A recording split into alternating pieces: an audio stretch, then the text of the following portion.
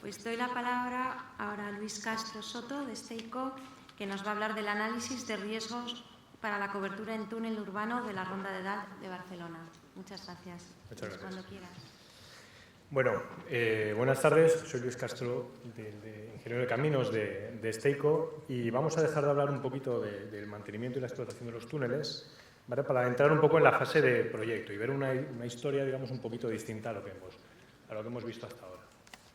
Ahora vamos a hablar de la Ronda de Dalt, y para hablar de la Ronda de Dalt nos hemos de remitir más o menos unos 30 años atrás, ¿vale? Cuando Barcelona se convierte en la sede de los Juegos Olímpicos y se comienza a construir pues toda una red de infraestructura alrededor de Barcelona, entre las cuales pues, bueno, está lo que llamamos la Ronda Litoral y la Ronda de Dalt, ¿vale? Que vendría a ser la M30 de Madrid, ¿vale? Pues una autopista alrededor de Barcelona. Esta foto es del año 89, ¿vale? No es del año 10 ni del año 15, es del año 89, el litoral de Barcelona.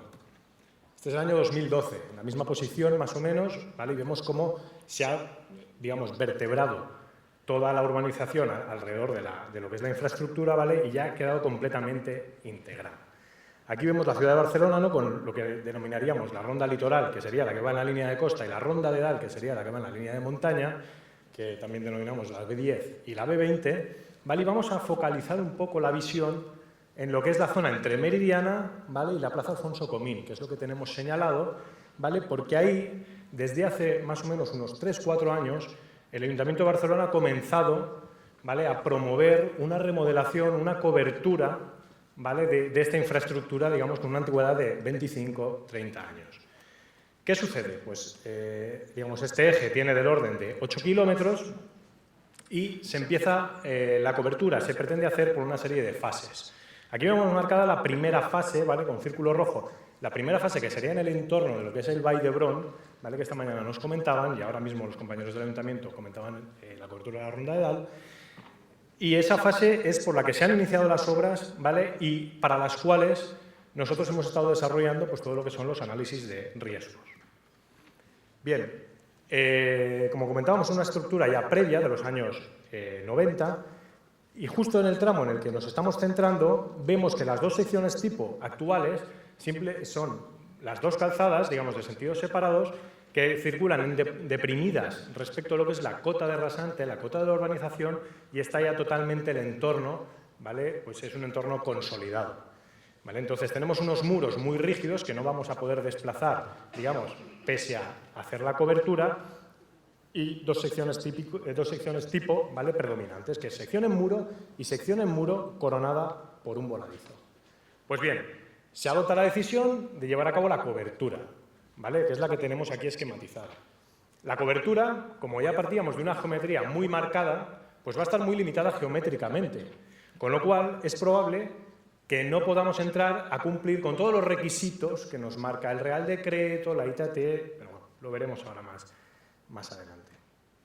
Entonces, bueno, pues tenemos que hacer un túnel, pues bueno, comenzamos a revisar todo lo que son las normativas, las directivas, ¿vale? El Real Decreto, pues la Directiva Europea, la Instrucción Técnica de Túneles del Ayuntamiento de Barcelona, y nos ponemos a trabajar en la primera fase de cobertura. La primera fase de cobertura son 195 metros, los tenéis ahí reflejados en rojo. Entonces, esta primera fase de cobertura no llega a los 200 metros, podemos hablar, muchos me diréis, esto no es un túnel, pues probablemente no es un túnel, porque son casi 200 metros, y lo que se pretende es, en una fase posterior, ampliar la cobertura pues, hasta los 550 metros. A día de hoy realmente se está preveyendo ya, digamos, una ampliación incluso hasta los 995 metros. Aquí lo tenéis, ¿no? La primera fase, 195 metros, según la clasificación de lo que es la ITT del Ayuntamiento de Barcelona, estaríamos en una clase A. La segunda fase serían unos 550 metros, ya entraríamos en lo que es clase C, ¿vale? Por estar entre 400 y 1000 metros. Y la tercera fase mantendría la clasificación de tipo C, según la ICC, la ITT de Barcelona, ¿vale? Con los 995 metros. Entonces, aquí vemos la sección tipo de una parte de la cobertura que tenemos entre muros y vemos una solución que se le ha dado pues, a salidas de emergencia, ¿vale? Porque se le ha tenido que dotar de salidas de emergencia inexistentes, ¿vale? Y aquí pues, vemos otro diseño. La imagen anterior nos mostraba una salida de emergencia en un ámbito entre muros y ahora pues, es una solución, ya vemos ahí con una galería de servicios, incluso pasando por debajo en mina, ¿vale? Para la zona, digamos, de muros coronados con voladizos, ¿vale? La cobertura parcial, digamos, existente. ¿Esto qué quiere decir? Esto quiere decir que nosotros llevamos a cabo una cobertura y hay resoluciones geométricas, necesidades de ingeniería que podemos resolver con un criterio razonable y dentro de una economía también razonable. Pero existen otros que no se pueden resolver, como por ejemplo, pues ampliar la plataforma, ¿no? Ya que tenemos unos muros de 8 metros de altura perfectamente consolidados en una de las vías, digamos, con mayor IMD de Barcelona, que no podemos cortar, pues lo que no podemos hacer es ponernos a desmantelar un muro para ampliar la plataforma. Es por ello que, por ejemplo, en este caso no podíamos alcanzar pues, que el carril derecho tuviese más de 3,25 metros. ¿Vale? O, por ejemplo, debido a que existían unos voladizos previos que realizaban una semicobertura, ¿vale? Pues no podíamos tener el gálibo necesario que haríamos en un diseño nuevo para poner un panel de señalización variable. Y también, pues bueno, algo muy característico de las zonas urbanas, pues la posibilidad de adelantamiento de vehículos pesados en el interior del túnel, ¿vale? Que sería tan fácil quizá como poner una señal, pero bueno, es un tema que, digamos, era un problema que se nos planteaba. Entonces, como todo esto no lo podemos cumplir en base a la normativa, en base al Real Decreto, en base a la directiva, lo que hacemos es un análisis de riesgo, ¿vale? No vamos a explayarnos mucho en cómo se hace un análisis de riesgo, ¿no? Porque para eso pues, está la metodología Marte, que ahora presentaremos un poco a pinceladas, pero bueno, quiero que conozcáis un caso real y cómo se ha ido aplicando. Entonces, dando una pincelada por encima, vemos que la metodología Marte, ¿vale? Dentro de lo que es su método general, que es el que se ha aplicado en este caso, define básicamente 5 escenarios, ¿vale? 5 escenarios de emergencia, que vienen a ser pues 5 incendios, accidentes, por así decirlo, ¿vale? Y lo que tenemos que hacer es posicionarlos geométricamente de la manera más desfavorable dentro de la traza de nuestro túnel, ¿vale? Para ello nos ayudaremos de un modelo de riesgo, un modelo de ventilación, ¿vale? Un modelo de evacuación de usuarios. Estos son los escenarios. ¿Vale? Los escenarios es la vida real, son situaciones reales que se pueden dar. El escenario 1 sería el más leve, digamos, con una potencia de incendio de unos 8 megavatios, ¿vale? Que sería pues, un incidente entre 2 turismos. El escenario 2 entre un turismo y un vehículo pesado, con una potencia mayor. ¿Vale? El escenario 3 reduce la potencia, pero involucra a muchos más usuarios, ya que uno de los vehículos sería un autocar. Luego tendríamos el escenario 4, en el cual, además de un autocar, tenemos un vehículo pesado que incrementa lo que es la carga de fuego, y el escenario 5, ¿vale? Que sería el de mayor carga o potencia de fuego, de incendio, que sería pues, un vehículo, digamos, ya con mercancía peligrosa. Entonces, ¿qué es lo siguiente que tenemos que hacer? Pues posicionar estos escenarios que nos da la metodología, los posicionamos dentro de lo que es la traza del túnel. ¿Dónde? Pues en el lugar más desfavorable, que en estos casos, pues para la primera fase, pues era delante o era bien en la boca, o bien en las salidas de emergencia, y para la segunda y tercera fase, que son ya los túneles ampliados en longitud, pues posicionarlos enfrente de las salidas de emergencia, ¿vale? De manera que éstas quedaran inutilizadas y los usuarios deberían evacuar por la más cercana o por la boca.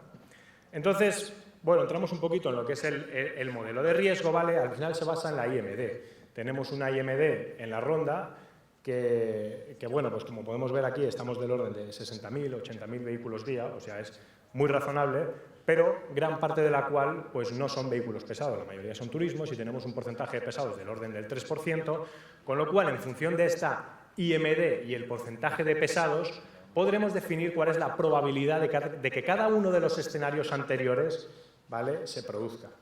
A continuación, una vez tengamos el porcentaje, digamos, de probabilidad de que ocurra cada escenario, pues lo que haremos es un modelo de evacuación para cada uno de ellos, y no para cada uno de ellos dentro del diseño que estamos haciendo, sino del diseño y de un túnel virtual. Llamaremos túnel virtual al túnel que diseñaríamos en condiciones, digamos, ideales, ¿vale? Si no hubiera uno existente, ¿cómo lo haríamos en condiciones ideales en base a lo que la normativa exige?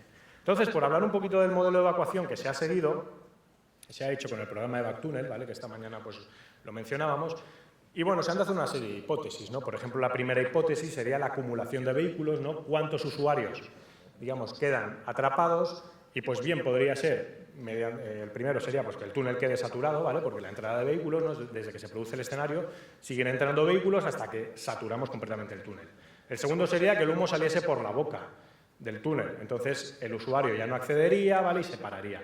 Y el tercero sería que se activase pues, una semaforización o una barrera, ¿vale? Que impidiera el paso. La segunda hipótesis es la ocupación de los vehículos, ¿vale? Los escenarios nos los han definido, pues ahora vamos a darle ocupación. Vamos a poner números de usuarios dentro de ese túnel. Y lo tercero, pues serían tiempos de reacción, ¿vale? Ahí vemos para los turismos involucrados, pues 90 segundos, 300 segundos para que la última persona del autocar evacúe y luego pues unos 10 segundos para el resto de usuarios desde que visualizan el incidente, por así decirlo. Este modelo de evacuación te va definiendo por dónde va evacuando la gente, en qué punto está evacuando el usuario.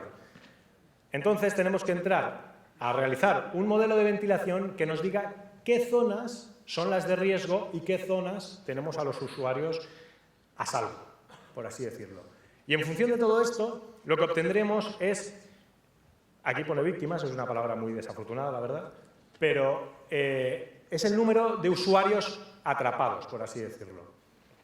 Entonces, en base a la probabilidad que habíamos obtenido de ocurrencia de cada uno de los escenarios y en base al número de personas atrapadas, lo que sacaremos es un coeficiente de riesgo.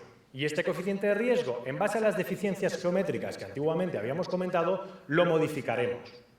Lo modificaremos para el túnel real, el que podemos diseñar, porque existe uno y nos tenemos que ceñir a la geometría que hay. Y lo compararemos con el túnel virtual, el que haríamos idealmente siguiendo digamos, todas las normativas, ¿no? El Real Decreto, la directiva.